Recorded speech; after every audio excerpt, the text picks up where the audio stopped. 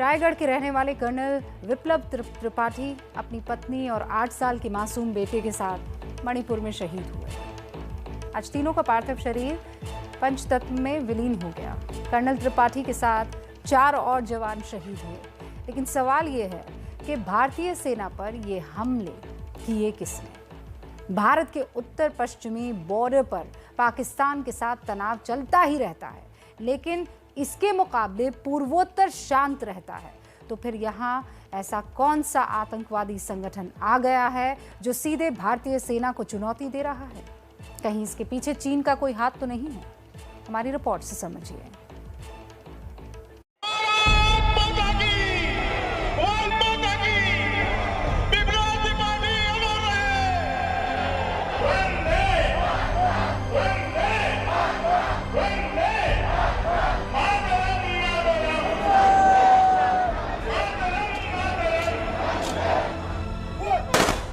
तेरा बलिदानी, इस बलिदान पे तुम ना रोना मां, देश की खातिर जा रहा हूं, आंसू से आंचल न भिगोना मां।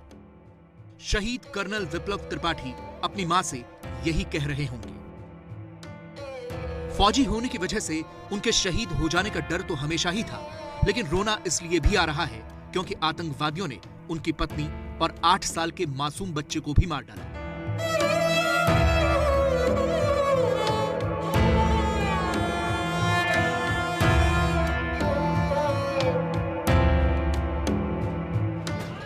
कर्नल त्रिपाठी छत्तीसगढ़ के रायगढ़ जिले के रहने वाले थे। आज सुबह उनका पार्थिव शरीर शहर में पहुंचा तो हजारों लोगों का हुजूम उमड़ पड़ा। दूर तक जहां तक आपकी नजर जाएगी वहां तक केवल गाड़ियों का काफिला है। अगल बगल बाइक से लोग एक बार एक झलक देखने के लिए कर्नल विप्लव को आए हैं। और इधर दुर्गेश दिखाइए, आगे आगे वो गाड़ी है और इसके बगल में जो काफिला है वो आपको दिखाई देगा कि पूरा शहर जो है वो पटा पड़ा है और हर कोई कर्नल विप्लव शहीद अमर रहे, कर्नल विप्लव अमर रहे के जयघोष के साथ जो है वो बढ़ रहा है। इन हाथ जोड़े हुए लोगों को देखिए, सड़क के किनारे सैकड़ों की संख्या में लोग खड़े थे, ऐसे ही हाथ जोड़े शहीद को प्रणाम करने के लिए।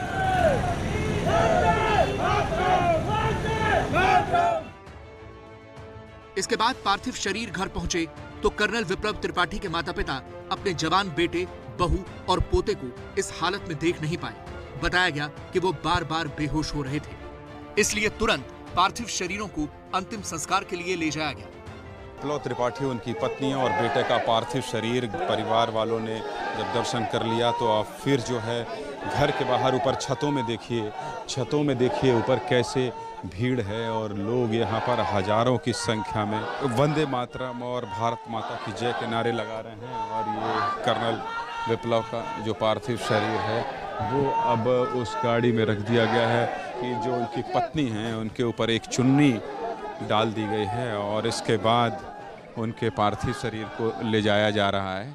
ये तीसरा पार्थिव शरीर है, ये उनके बेटे का है, वो अब ले जाया जा रहा है रामलीला मैदान के लिए, उनके अंतिम दर्शन के लिए। रायगढ़ के जिस रामलीला मैदान में कर्नल त्रिपाठी, उनकी पत्नी और बच्चे के शव को अंतिम संस्कार के लिए लाया गया था, वहां हजारों लोगों की भीड़ मौजूद थी। पहले से ही विप्लव त्रिपाठी अमर रहे की नारेबाजी हो रही थी। विप्लव त्रिपाठी अमर रहे, विप्लव त्रिपाठी अमर रहे।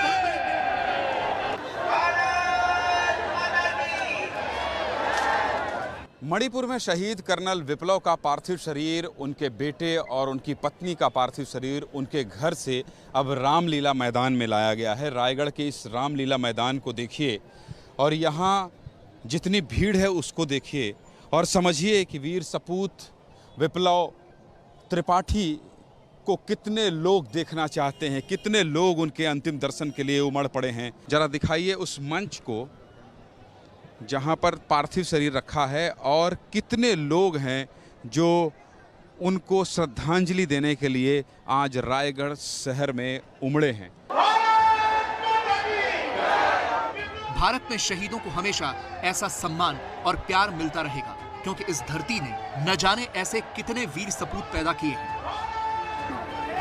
इसी हमले में पश्चिम बंगाल के मुर्शिदाबाद के खारग्राम के रहने वाले राइफलमैन श्यामल दास भी शहीद हुए हैं। असम के जोरहाट के रहने वाले राइफलमैन सुमन स्वारगियारी भी शहीद हुए। दोनों के पार्थिव शरीर आज उनके घर पहुंचे, जहां उन्हें भावभीनी श्रद्धांजलि दी गई।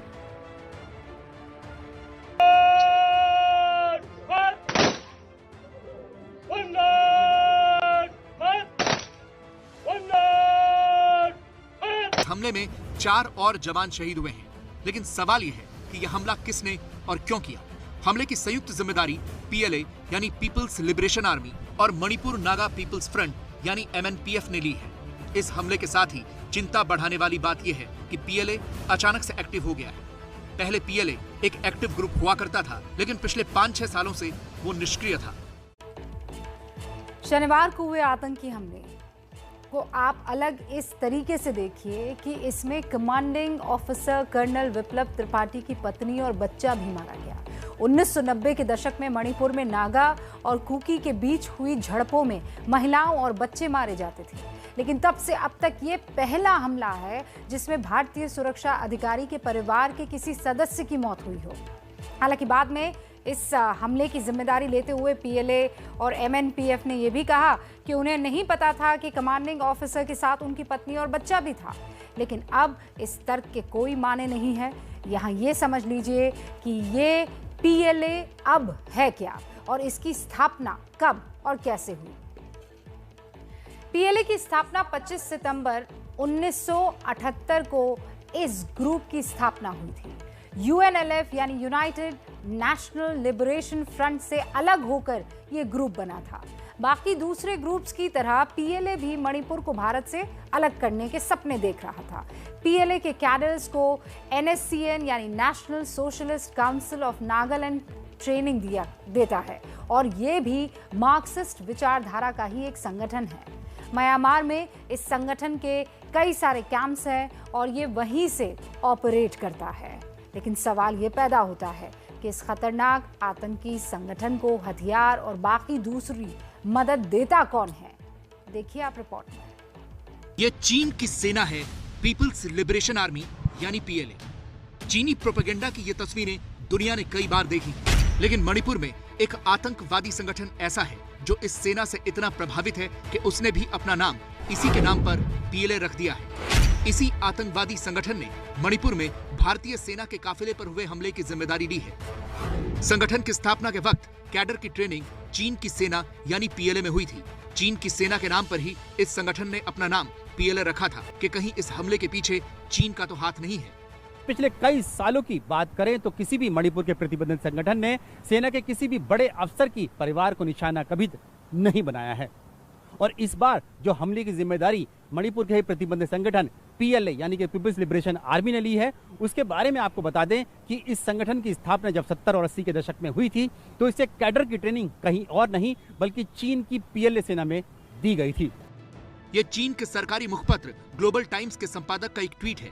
इस पत्रकार का नाम हु शिजिन है, जिसमें वो पूर्वोत्तर के राज्यों के अलगाववादी संगठनों को समर्थन करने की धमकी दे रहे हैं। ये ट्वीट पिछले साल यानी अक्टूबर 2020 का है, जिसमें हु शिजिन ने लिखा है, भारत की सामाजिक शक्तियां ताइवान के खिलाफ खिलवाड़ कर रही हैं, लेकिन उन्हें पता होना चाहिए कि हम पूर्वोत्तर भारत में अलगाववादी ताकतों का समर्थन कर सकते हैं और सिक्किम की स्वतंत्रता की बहाली भी कर सकते हैं।